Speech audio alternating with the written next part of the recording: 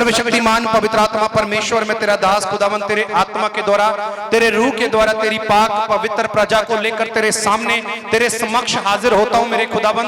तेरा आत्मा एक एक के जीवन में कार्य करे मेरे खुदावन, इनके कानों को, इनके हृदय को छू, और जो कुछ आज ये सुने प्रभु जी, वो सारी बातें तेरी ओर से हो पवित्र आत्मा जी, वो सब बातें तेरी ओर से हो पवित्र आत्मा जी, और इनके जीवन को छू और आजाद कर, स्वतंत्र कर मेरे महान पिता परमेश्वर जी। एक एक जन के जीवन को आज का वचन बचा ले मेरे महान पवित्र आत्मा जी। तेरा पाक रूह इनके ऊपर उतरे इसी समय, तेरा पाक सामर्थ्य इनको छुए और इनके हृदय को खोल दे मेरे प्रभु जी। जो कुछ ये सुने इनकी जिंदगी में 100 गुना फल के साथ वो वापस आए यीशु के नाम से। बरकत और आशीष के साथ भर दे मेरे पिता, बरकत और आशीष के साथ भर दे मेरे पिता। सब तारीफ के साथ वचन के लिए मन को तैयार करो, तैयार करो, तैयार करो, अपने हृदय को तैयार करो। खुदा के हाथ को मांगने के लिए तैयार हो जाओ, क्योंकि परमेश्वर अपने वचन को भेजकर लोगों को चंगा करता है। अपने कलाम को भेजकर वो व्यक्तियों को चंगा करता है। कोई रोगी, दुखी, बीमार, लाचार, परेशान, उसके वचन को सुनने के द्वारा चंगा होता है, उसके वचन को सुनने के द्वारा चंगा होता है। बाइबल बताती है कि तुम्हारा सुनना मसीह के वचन से हो, तुम्हारा सुनना मसीह के वचन से हो, और आज का वचन आपकी जिंदगी को बदलेगा यीशु के नाम से। हालातों को बदल देगा प्रभु यीशु के नाम से। हालेलुया, आमीन, आमीन, हालेलुया। थोड़ा हाथों को उठाकर अच्छी आवाज में बोलो हालेलुया, जोश के साथ बोलो हालेलुया, आमीन, हालेलुया। तो परमेश्वर का धन्यवाद हो, प्रभु यीशु मसीह के नाम की महिमा हो। अपने साथ वाले को बोलो परमेश्वर की महिमा तेरे जीवन में प्रकट हो। एक दूसरे के लिए भविष्यवाणी करो, बोलो परमेश्वर की महिमा तेरे जीवन में प्रकट हो। जितने ऑनलाइन हैं उनके जीवन में परमेश्वर की महिमा प्रकट हो यीशु के नाम से। ये प्रोफेटिक वर्ड है, आप याद रखना। आपके जीवन महिमा के साथ अगले संडे वापस आ रहे यीशु के नाम से, महिमा के साथ अगले एतवार आप वापस आ रहे हैं, बिगेस्ट टेस्टिमनी के साथ आप वापस आ रहे हैं, एक बड़ी गवाही के साथ आप वापस आ रहे हैं। Hallelujah, hallelujah. अपने साथ वाले को बोलो एक प्रार्थना करनी सीख, बोलो बोलो प्रार्थना करनी सीख, सामर्थी प्रार्थना करनी सीख। स्वार्थी प्रार्थना को छोड़कर सामर्थी प्रार्थना करनी सीख। आमीन। तो कौन सी प्रार्थना?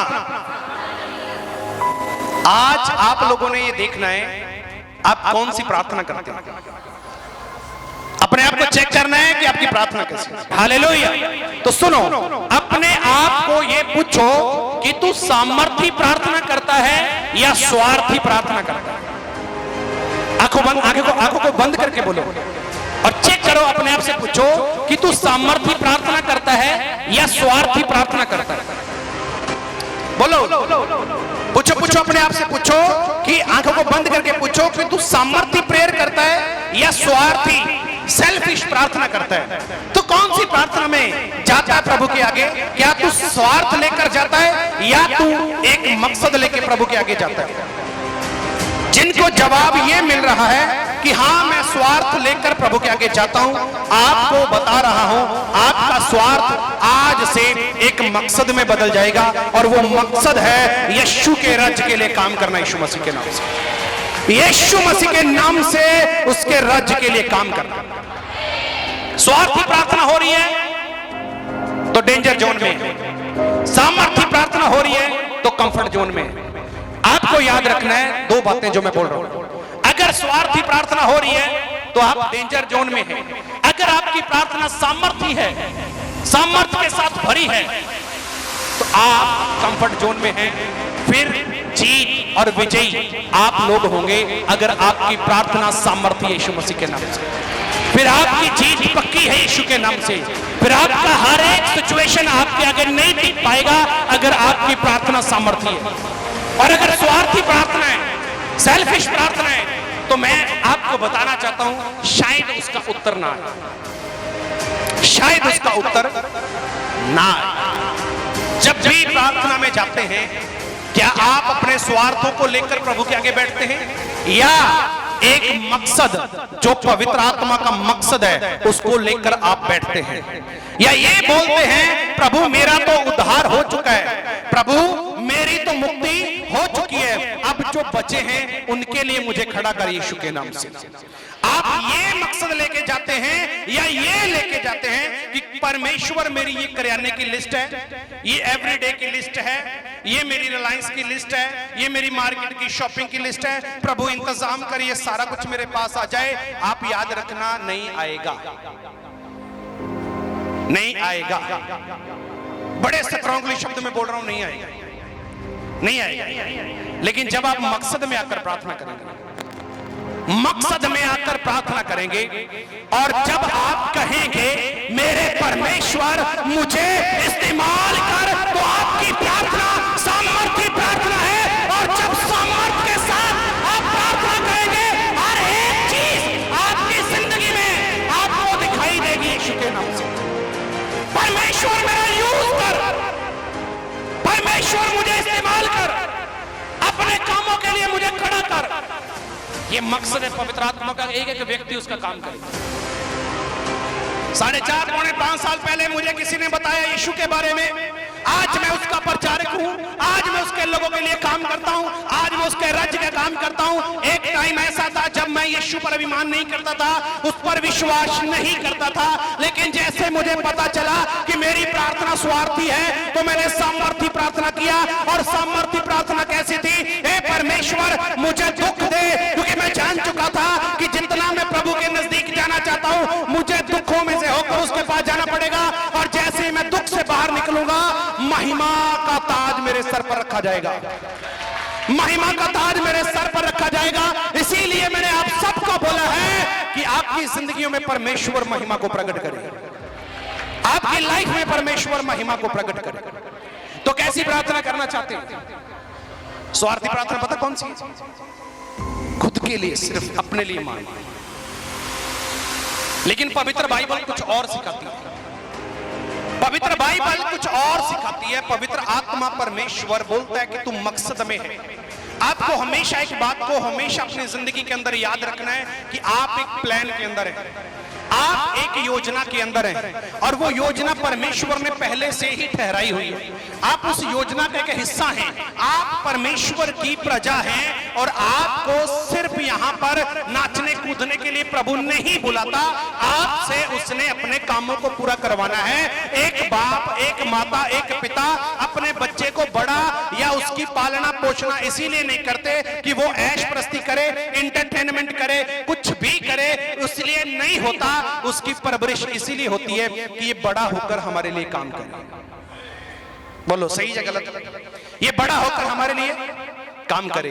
और जब आप प्रभु में आते हैं तो आपकी यहां से टेस्टिमनी शुरू होती है, आपकी यहां से गवाही आती है। तो इसका अर्थ ये नहीं है कि आपका वो एंटरटेनमेंट है, आपका मनोरंजन कराने के लिए गवाही नहीं है, आपको अद्भुत रीति से खड़ा करने के लिए गवाही है कि आपकी गवाही के द्वारा दूसरे लोग बचे।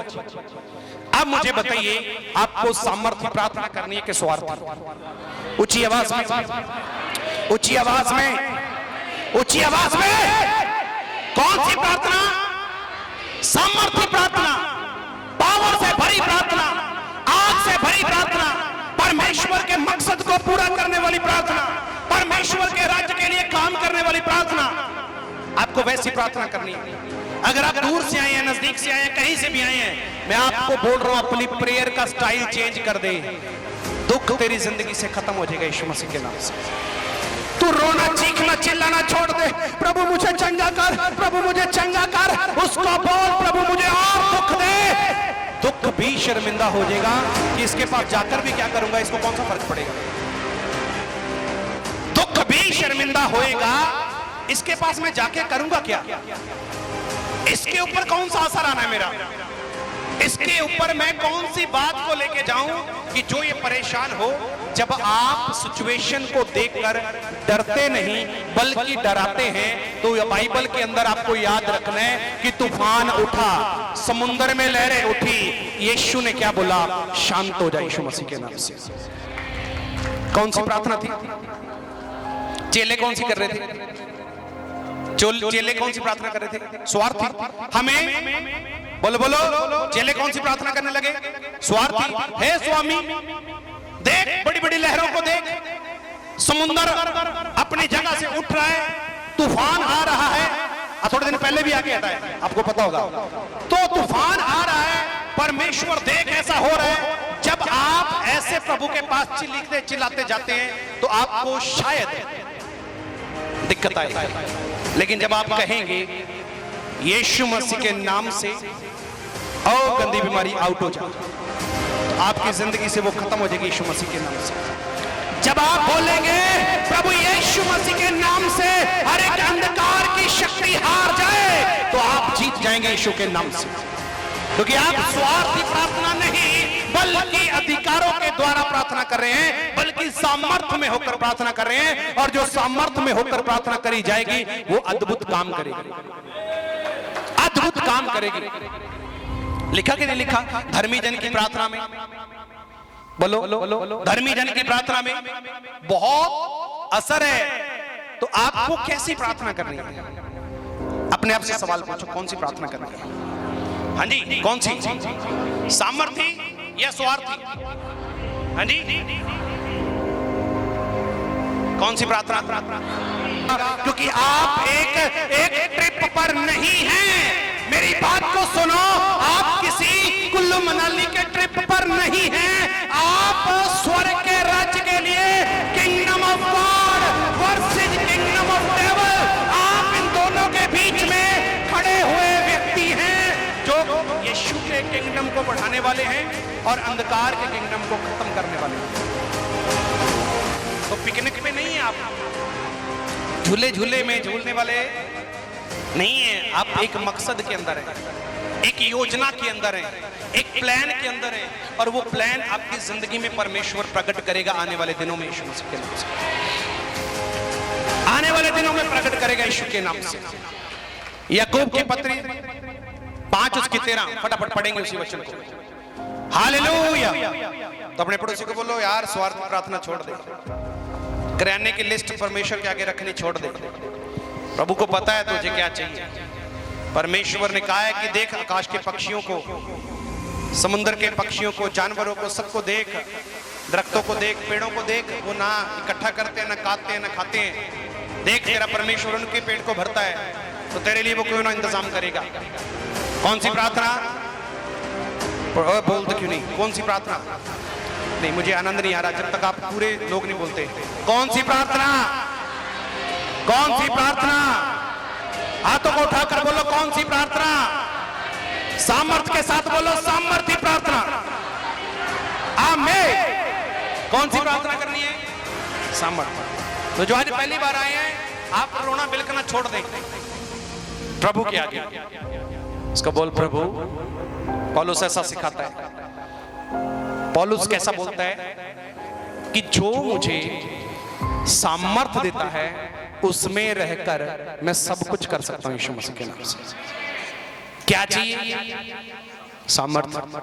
और सामर्थ्य आएगी कब? जब आपकी प्रार्थना स्वार्थी से सामर्थ्य प्रार्थना में बदलेगी। तो स्वार्थ छोड़ दो। पेट में दर्द है, चूल्हे में दर्द है, कंधे में दर्द है, सर्वाइकल है, ये है, वो है, सब छोड़ दो। सिर्फ एक काम करना है कि परमेश्वर तेरा काम करना है, मुझे तकड़ा कर, मेरे शरीर में मजबूती दे, अपनी पवित्र अग्नि भेज। जैसा आप बोलते हैं आपके अंदर आग उतरेगी। आप बताइए, आग के अंदर कोई चीज आ जाए वो सड़ती है कि बचती है? हाँ जी, सड़ती है। एक चूल्हे के अंदर 2 लकड़ियां जला रखी हैं, दोनों को रखा, उनमें आग डाल दी। क्या डाली? आग डाली, तो लाइट कम होगी। एक और रखी, थोड़ी लाइट बढ़ेगी। एक और रखी, थोड़ी लाइट और बढ़ेगी। 15-20 और रख दी तो लाइट बहुत बड़ी हो जाएगी। मतलब उसकी जो चिंगारियां हैं वो बहुत दूर तक जाएंगी। और गलती से आप मेरे जैसे व्यक्ति के पास आ गए तो इसने तो फिर डीजल पेट्रोल डाल ही देना है, वो तो और ज्यादा भड़क जाएगी यीशु मसीह के नाम से। ये तो और ज्यादा भड़केगी। कहने का अर्थ क्या है कि आपको सामर्थ्य बनना है, पावरफुल बनना है, अपनी कमजोरियों पर फतेह डालनी है आपने। परमेश्वर से मदद आप जब मांगते हैं ना, तो आप स्वार्थ में नहीं मांगते, आपको मकसद के अंदर जीना है। पढ़ेंगे जी याकूब 5:13। यस फादर, हालेलुया हालेलुया जी। की तुहाडे विचों कोई दुखी है, की तुहाडे विचों कोई दुखी है, ता प्रार्थना करे, प्रार्थना करे। ओ ऊंची आवाज में हिंदी में पढ़ेंगे। क्या तुम में कोई रोगी है, कोई आनंद है तब भजन गावो। आमीन, हालेलुया। हिंदी में पढ़ेंगे इसी वचन को। अगर तुम में कोई दुखी है, यदि तुम में कोई दुखी है, यदि कोई तुम में दुखी है, तो वह प्रार्थना करे, तो वह नहीं समझ आ रहा। वह प्रार्थना, यदि तुम में कोई दुखी है तो वह क्या करे, प्रार्थना करे। यहां पर ऐसा लिखे वो प्रार्थना करवाए। क्या लिखा है, और कैसी प्रार्थना? अपने मुंह से ऊंची आवाज में बोलो, सामर्थी प्रार्थना, सामर्थी प्रार्थना। और लिखा कि तुम आनंद करना, आनंदित हो जाना। मैंने कहा जब तक डेविल आपकी जिंदगी में काम नहीं करने आता, आपका सामना करने नहीं आता, आप जीरो हैं, जीरो। अगर वो आपके आगे आ रहा है, उसको पता ये मकसद के अंदर है, उसको पता ये काम के अंदर है, उसको पता ये परमेश्वर की योजना के अंदर है, इसीलिए वो डिस्टरबेंस को लेके आता है। लेकिन आपको उसको बोलना है और अच्छा और अच्छा, तो बोलेगा यार करूं क्या इसके, इसको कौन सा प्रॉब्लम आनी है। अय्यूब के पास से भागा कि नहीं भागा? अय्यूब के पास से वो भागा कि नहीं भागा? यीशु के पास से वो भागा कि नहीं भागा? बोलता ये कर ऐसा करूंगा, ये कर ऐसा करूंगा, ये कर ऐसा करूंगा। आपको याद रखना है, यीशु सामर्थ्य था। तो 3 बातें पूछने के बाद चौथी उससे हुई नहीं, और वहां से वो निकल गया यीशु मसीह के नाम से। पौलुस को पीछे से आवाजें लगाती है, हे परम पुत्र प्रधान परमेश्वर की संतान। तो आपको तारीफ में भी नहीं जाना चाहता, तारीफ भी आपको ले डूबती है, पता है। अपने पड़ोसी को बोलो, तुझे अगर सुधारेगी, अगर तू सुधरना चाहता है तो तारीफ पर कम और ताड़ना पर ज्यादा ध्यान दे। ताड़ना पर ज्यादा ध्यान दे, तारीफ भी बिगाड़ देती है, पता आपको। तारीफ बहुत सुंदर है, तेरे कपड़े बहुत अच्छे हैं, फिर उसकी हवा और हो जाती है, तो तारीफ बिगाड़ती है, पता आपको। ताड़ना सुधारती है। तो ताड़ना में अगर आपको परमेश्वर लेके जा रहा है, इसका अर्थ कि आपकी जिंदगी को वो शाइन कर रहा है, चमका रहा है यीशु के नाम से। तो लिखा है यदि कोई तुम में दुखी है तो क्या करे? ऊंची आवाज में, यदि कोई तुम में दुखी है तो क्या करे? प्रार्थना करे। यदि कोई तुम में दुखी है तो प्रार्थना करे। याकूब 4 उसके 2 और 3 को भी पढ़ेंगे। हालेलुया। हाथों को उठाकर ऊंची आवाज में कहें हालेलुया। तुसी लोभ करते हो, तुम लालच करते हो, अते पल्ले कुछ नहीं पैंदा, और मिलता कुछ भी नहीं है। तुसी हत्या ते ईर्खा करते हो, तुम हत्या और ईर्खा करते हो, अते कुछ प्राप्त नहीं कर और कुछ भी तुम्हें मिलता नहीं है। तुसी झगड़े अते लड़ाइयां करते हो, तुम झगड़ा और लड़ाइयां करते हो, तुहाडे पल्ले कुछ नहीं पैंदा, आपके पास कुछ नहीं आता। इसलिए जो मांगदे नहीं, इसलिए ऐसा नहीं है कि तुम मांगते नहीं हो, तुसी मांगदे तो हो, तुम मांगते तो हो, पर लभदा नहीं, पर लभदा नहीं, पर मिलता नहीं। क्यों? जो बदनीति नाल मांगदे हो, कि तुम बदनीति के साथ मांग रहे हो, तुम्हारी इच्छा सही नहीं उसको मांगने के अंदर। भाई अपने भोग लिबासा विच उड़ा दो, कि हमें मिले और हम भोग विलास में उड़ा दे। हिंदी में पढ़ेंगे इसी वर्ड को। हालेलुया। तुम लालसा रखते हो, और तुम्हें मिलता नहीं, इसलिए तुम हत्या करते हो, तुम ढा करते हो, और कुछ प्राप्त नहीं कर पाते, तो तुम झगड़ते हो, और लड़ते हो, अपने आप से लड़ना शुरू करते हो।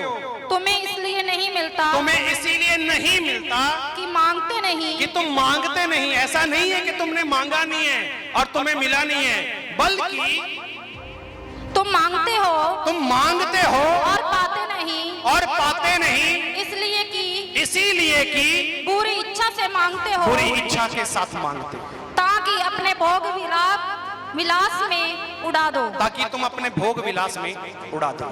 तो ये कौन सी प्रार्थना है? बोलो। तो स्वार्थी प्रार्थना स्वीकार, स्वार्थी प्रार्थना स्वीकार नहीं होती, और कंप्लेंट के साथ प्रार्थना करेगी भी स्वार्थी प्रार्थना की तरह ही है। वो भी परमेश्वर स्वीकार नहीं करता।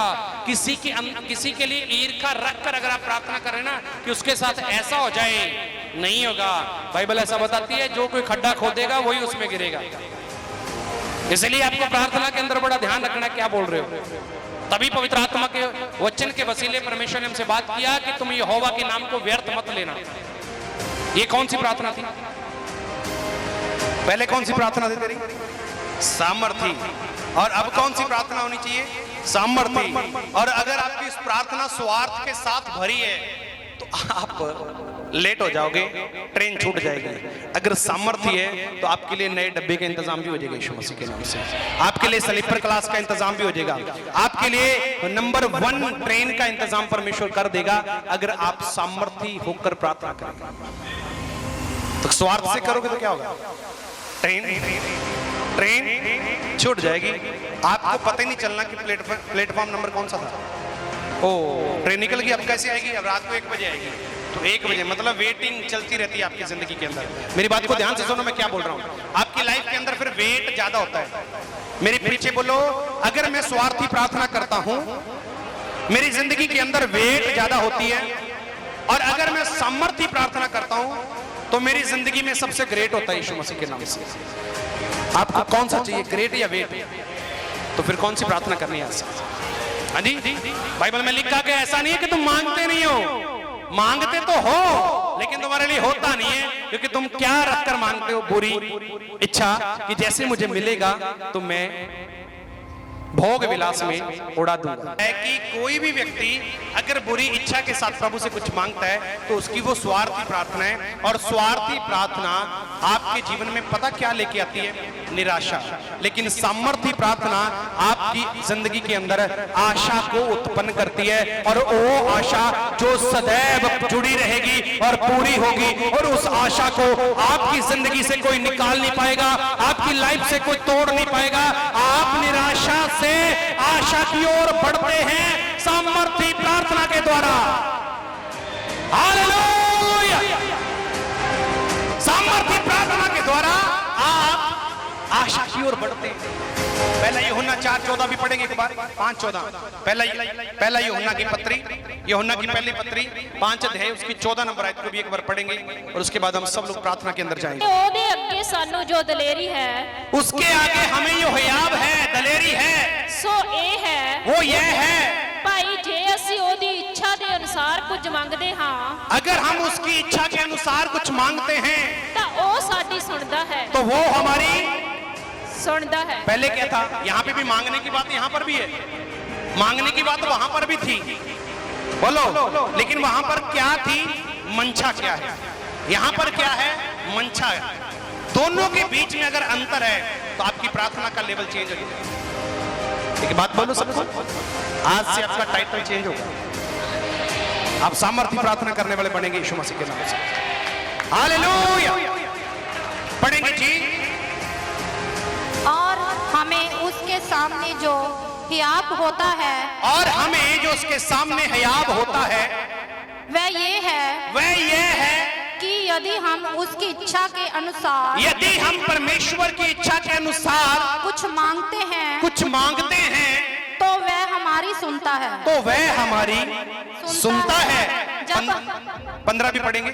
जब हम जानते हैं कि जो कुछ हम मांगते हैं वह हमारी सुनता है, तो ये भी जानते हैं कि जो कुछ हमने उससे मांगा वह पाया है, वह पा लिया यीशु मसीह के सामर्थ्य नाम से। समझ आ रहा है कंसेप्ट मांगने का? ये दोनों जगहों पे, लेकिन एक स्वार्थी प्रार्थना है, दूसरी सामर्थ्य प्रार्थना है। एक इच्छा से बाहर प्रार्थना है, एक इच्छा के अंदर प्रार्थना है। तो आपको उत्तर कौन सा मिलेगा?